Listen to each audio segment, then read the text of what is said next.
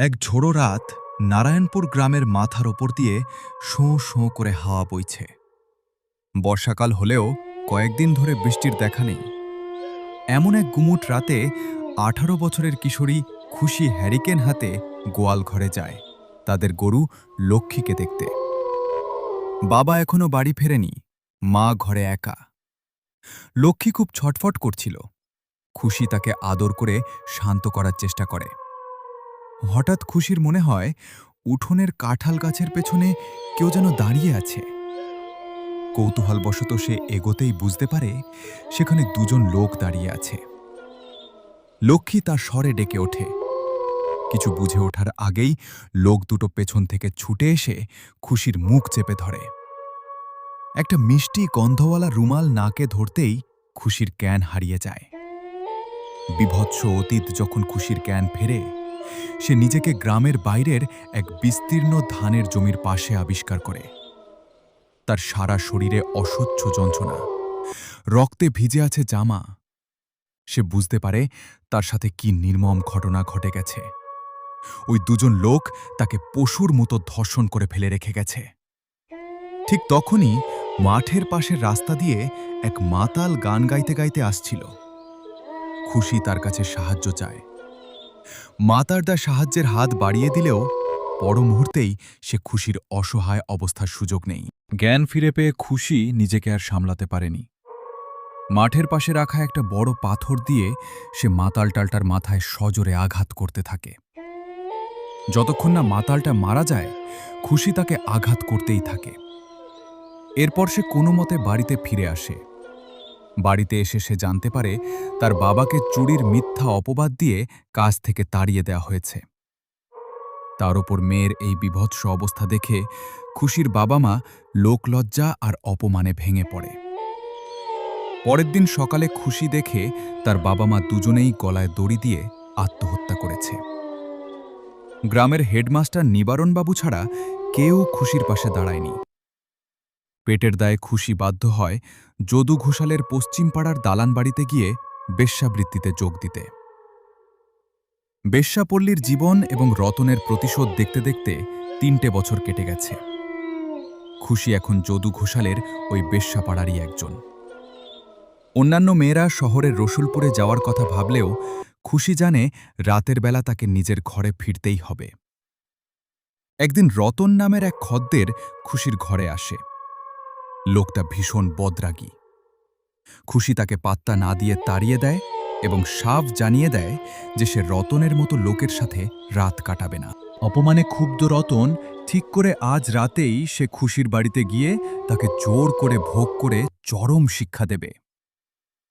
মাঝরাতে সে খুশির বাড়ির জানলা দিয়ে উঁকি মারে। হ্যারিকেনের আলোয় সে দেখে খুশি সম্পূর্ণ উলঙ্গ হয়ে বিছানায় শুয়ে কাঁপছে।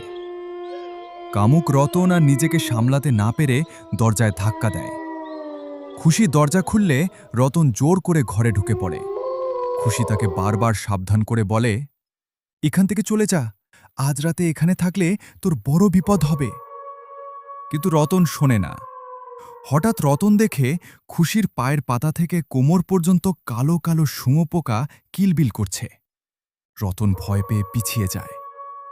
হঠাৎ একটা ছায়ামূর্তি রতনের পেছনে এসে দাঁড়ায়। শুঁয়োপোকার দল রতনের চোখ, নাক, মুখ দিয়ে শরীরে ঢুকে তাকে কুড়ে কুড়ে খেতে শুরু করে। বীভৎস যন্ত্রণায় ছটফট করতে করতে রতনের মৃত্যু হয়। ওই ছায়ামূর্তিটি আসলে বিছানায় বসে থাকা সেই মাতালের আত্মা, যাকে খুশি খুন করেছিল। বিকাশের আগমনের কয়েকদিন পর শহর থেকে বিকাশ নামের এক ছেলে গ্রামে আসে তার মাসির ছেলে শিবানন্দের কাছে থাকতে। একদিন রাস্তায় খুশির সাথে বিকাশের চোকাচোকি হয়। খুশির রূপে বিকাশ মুগ্ধ হয়ে যায়। শিবানন্দ তাকে জানায় যে খুশি একজন পতিতা।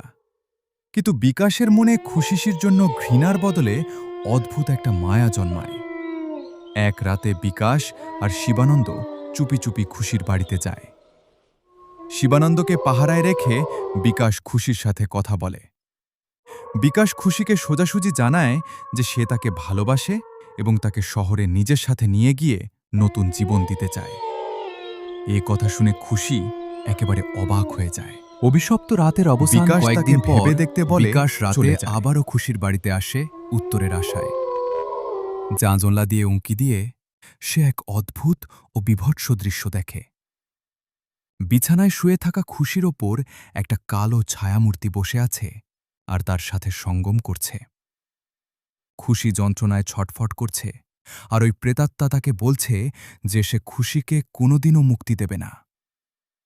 বিকাশ আর থাকতে না পেরে দরজায় ধাক্কা দেয়। ঘরে ঢুকতেই ছায়ামূর্তিটা মিলিয়ে যায়। বিকাশ খুশিকে জেরা করে। বিকাশ দেখে খুশির 2 পা বেয়ে সেই কালো শুঁয়োপোকাগুলো ওপরে উঠছে।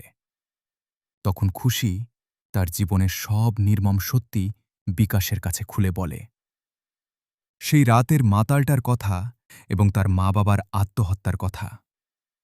খুশি জানায় ওই মাতালের প্রেতাত্মা প্রতিদিন রাতে এসে তার ওপর অত্যাচার করে, আর এই শুঁয়োপোকাগুলো হল তার মৃত মায়ের আত্মা বা আশীর্বাদ, যা প্রতিদিন রাতে তার সমস্ত ক্ষত, কষ্ট আর ব্যথা সারিয়ে তোলে। হঠাৎ সেই মাতালের প্রেতাত্মা আবার ফিরে আসে। সে বিকাশকে আক্রমণ করতে চায় এবং বলে যে খুশিকে সে কিছুতেই ছাড়বে না। বিকাশ তাকে দেখতে পাচ্ছিল না। ঠিক তখনই বিকাশের কানে একটা মেয়েলি কণ্ঠস্বর ভেসে আসে। সেটা খুশির মায়ের আত্মা। তিনি বিকাশকে বলেন ঘরের কোণে রাখা একটা লোহার শাবল দিয়ে ওই শয়তানের বুকে গেঁথে দিতে। বিকাশ শাবলটা তুলে নেয় এবং খুশির মায়ের নির্দেশ মতো সেই প্রেতাত্মার বুকে সজোরে আঘাত করে। একটা বিভৎস চিৎকারের সাথে সাথে শয়তানের আত্মা চিরতরে ধ্বংস হয়ে যায়। খুশির মায়ের আত্মা খুশিকে বলে, আমি বলেছিলাম না, যেদিন কেউ সত্যিকারের তোকে ভালোবাসবে, তোকে এই অন্ধকার থেকে বের করতে চাইবে, সেদিন সব ঠিক হয়ে যাবে। এরপর থেকে আমার আর আসার প্রয়োজন হবে না। শুঁয়োপোকাগুলো ধীরে ধীরে মিলিয়ে যায় এবং মায়ের আত্মাও বিদায় নেয়। খুশি হাউ হাউ করে কাঁদতে কাঁদতে বিকাশের বুকে ঝাঁপিয়ে পড়ে।